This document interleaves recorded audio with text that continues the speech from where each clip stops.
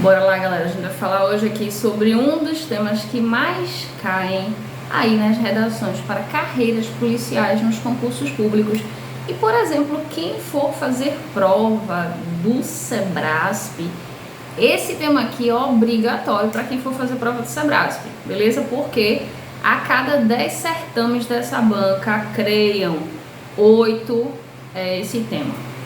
Beleza? Então bora entender bem direitinho qual é o percurso que a banca faz para trabalhar um tema como esse, porque aí a gente vai se ajustando aqui e vocês vão vendo como vocês podem abordar em prova. Primeiro, a gente tem que pegar, galera, a Constituição Federal de 1988, porque esse é o grande texto, a grande normativa que ajuda a gente a refletir sobre o tema que a gente vai abordar hoje, que é cidadania, beleza? É um tema que aparentemente é fácil, mas na hora de produzir os textos nós percebemos que os candidatos se enrolam muito nas redações e repetem as mesmas informações o tempo todo. Então bora lá, uma dicasinha para vocês criarem progressão entre as ideias a partir daí desse texto. Fechou? Bora lá. Então, primeiro, a gente pode pensar no cenário, né, no espaço em que a cidadania acontece. Vamos pensar nisso. O espaço é o espaço da urbe, né, o espaço da cidade. Então, nós temos direitos, né, que são constituídos aí, direitos que estão na Constituição, e temos deveres. Nós sabemos que a cidadania tem a ver com o exercício dos dois, né? Tanto dos direitos como dos deveres. Só que é o seguinte, existem direitos que são básicos, né? Então existem os direitos sociais, os direitos individuais, os direitos políticos. E, quiçá, alguns filósofos falam aí dos direitos para além dos direitos políticos, que é a emancipação. Beleza, isso aí a gente ainda está um tanto longe dessa característica aqui, da facilidade dessa característica, tá? A gente ainda está lá nos primórdios, então estamos lutando pelos direitos básicos. Vamos pensar nos direitos básicos e aí a gente começa a perceber que o direito a fazer parte, né? A pertencer a um lugar é um direito básico, galera, tá? Então a questão do trabalho é muito importante porque a gente precisa, o humano é um ser criativo, ele precisa dar uma contrapartida social, ele precisa entender que a vida dele faz sentido e faz sentido pro povo, ou seja, a existência dele não é à toa aqui no mundo, ele veio para dar algo, todo mundo veio para dar algo, tá? A questão é, algumas pessoas têm mais oportunidades. Claro, existem pessoas que nascem praticamente com zero oportunidade e conseguem ainda assim dar algo. Então, a questão aí que a gente precisa refletir quando for falar em cidadania é que o sistema, né, que rege as sociedades hoje, que é o capitalista, poderia facilitar um pouco a vida da gente. Como é que ele poderia, né? Como é um sistema de produção de riquezas, é possível que ele conseguisse ajudar mais pessoas, garantindo o básico ali delas, para que elas tivessem o impulso inicial para a reflexão. Por quê? Porque cidadania tem tudo a ver com reflexão. A gente só é cidadão, né? Sujeito de direitos e deveres, quando a gente tem a mínima consciência do que isso significa. Existir é um ato político que algumas pessoas exercem com consciência daquilo e outras não, certo? Infelizmente, mas para que todos pudessem, ou que a maior parte mesmo da população pudesse chegar a essa reflexão sobre o seu papel, né, aqui na sociedade, seria sim necessário que o provimento dos direitos sociais básicos chegasse sim para as pessoas. Então, em primeiro lugar, é importante que a gente pense nesse cenário. A gente só entende que pertence a um lugar quando a gente consegue dar uma contrapartida, quando o nosso trabalho é útil para as pessoas, tá? E a possibilidade de que o nosso trabalho chegue para os outros e que a gente se construa como profissional tem a ver, sim, com oportunidades que são geradas desde a infância, e a gente está falando desde a educação básica, galera, certo? Tem tudo a ver com como a gente consegue, se a gente consegue ou não se instruir, certo? Beleza. Outro ponto importante é que as normativas foram criadas a partir dali da Revolução Francesa, né, de 1789. Foi criada essa ideia de texto legislativo, tá? De texto constitucional, quero dizer, com o ideal que os filósofos iluministas do século XVII já discutiam. Então, a ideia de que a justiça deveria ser para todos, que todo mundo deveria ter direitos, assim como todo mundo tem deveres, né? Então, essa ideia de que as pessoas merecem ter dignidade para viver, né? A ideia do bem-estar social que atinge todas as pessoas e não apenas os abastados, não apenas os que são bem-nascidos, né? Então, essa ideia vem para a lei. E quando essa ideia chega na lei e a gente entende que é regido, né? Toda a sociedade é regida por um órgão que a gente chama de Estado. E o objetivo desse órgão qual é? Fazer a lei alcançar todas as pessoas, ou pelo menos a maior parte delas, certo? Então, a construção das normativas foi muito importante, não partiu dos políticos, como a gente imagina muitas vezes, né? Partiu de filósofos, ou seja, de pessoas que refletem sobre a humanidade, sobre a essência das coisas. Surgiu ali pelos filósofos iluministas do século XVII e XVIII, entrou na Carta Legislativa dos países. Por quê? Porque foi entendido que é a verdade que os países devem seguir, né, para que exista um estado de bem-estar social, não haja violência e as pessoas consigam viver bem socialmente. É necessário que esses princípios sejam adotados, né, respeitados, postos em prática. Por isso, a necessidade das normativas e do respeito a elas.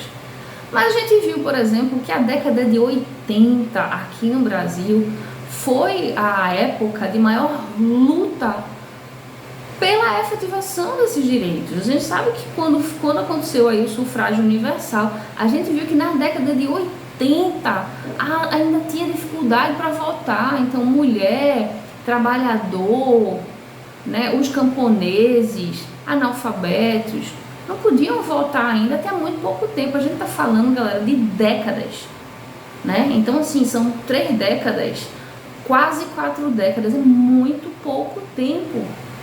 Então, ainda a gente ainda alcança muitas lutas para que essa Constituição seja posta em prática, porque algumas minorias que sempre foram desprivilegiadas historicamente continuam despossuídas de direitos constitucionais básicos que todo mundo tem.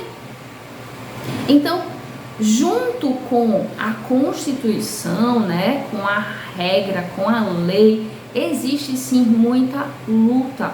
Faz parte do processo social, da dinâmica, né? Então, as lutas acontecem para que esse texto aqui se incorpore. Por quê? O que é que impede esse texto de se incorporar? A cultura da gente.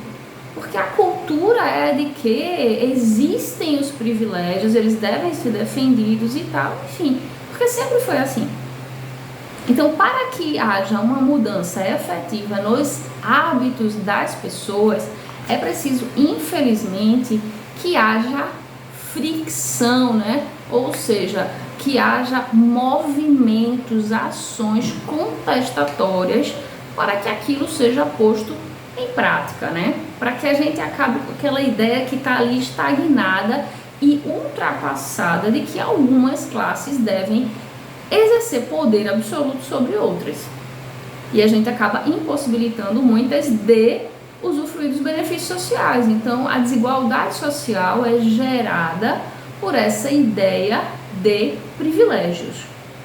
Beleza? Partindo daí, então, a gente falou da questão do cenário questão do trabalho, do pertencimento, essa ideia identitária que é tão importante para a gente se sentir cidadão.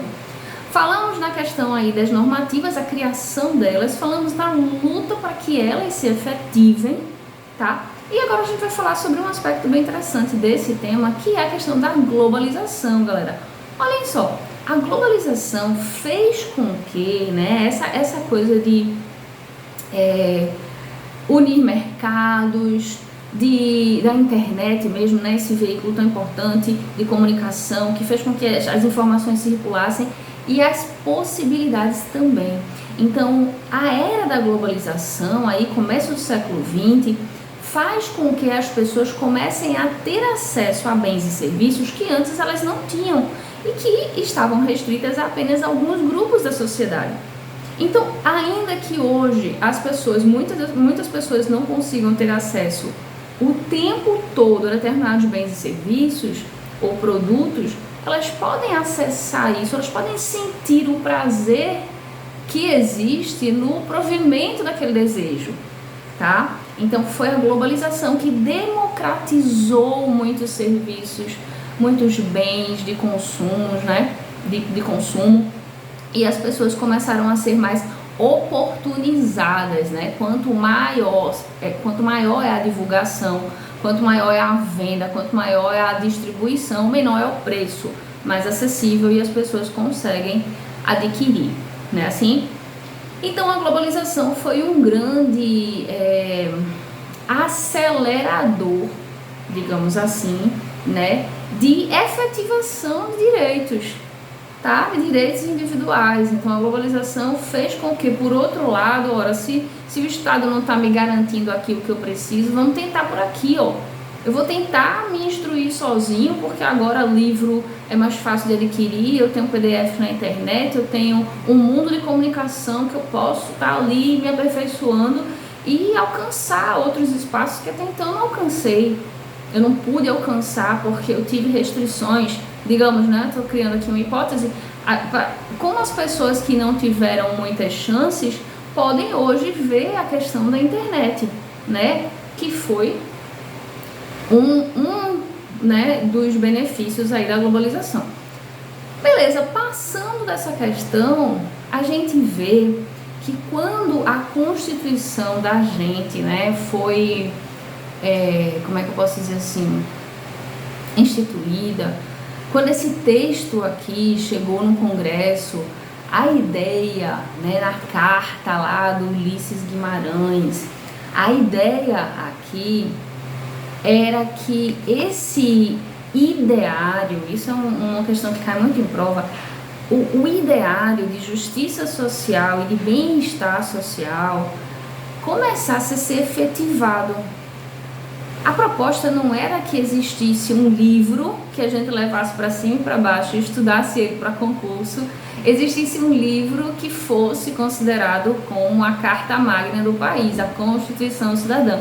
Claro que não. A proposta era que esses princípios que estão ali inscritos se tornassem a verdade do país. Mas muitas vezes a intenção das pessoas se distancia muito da efetivação daquelas ideias. Por quê? Porque para que essas ideias sejam efetivadas, ainda que a gente tivesse políticos honestos, éticos, que realmente quisessem fazer com que aquilo ali chegasse nas nossas mãos, depende também de como o povo pensa, de como o povo está preparado para receber essa nova informação, para se livrar dos preconceitos, né, das piadinhas, do vocabulário,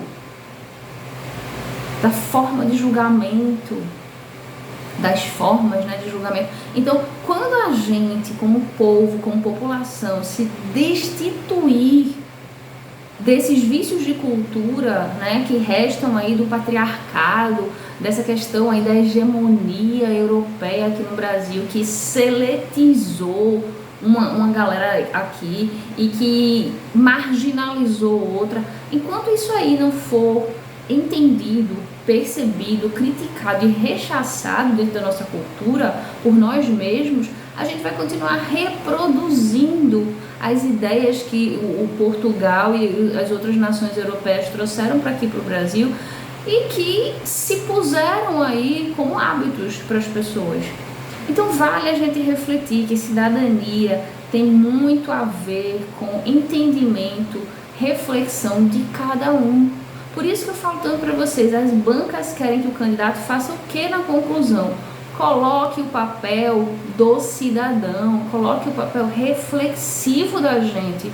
A gente precisa pensar, a gente precisa refletir sobre essas questões e não depender nem delegar as soluções para um Estado, para um governo, ou, digamos assim, entregar a nossa sorte a uma política que é momentânea, né? Então vale aí a reflexão sobre a cidadania. Espero que vocês tenham percebido o link que foi feito entre essas pontes que levam todas a uma prática, tá? E essa prática é nossa, é a gente que precisa fazer. No momento em que o povo tiver de posse dessa prática, pode ter qualquer político lá em cima, galera, que a cidadania ela vai sim ser efetivada no Brasil. Fechou?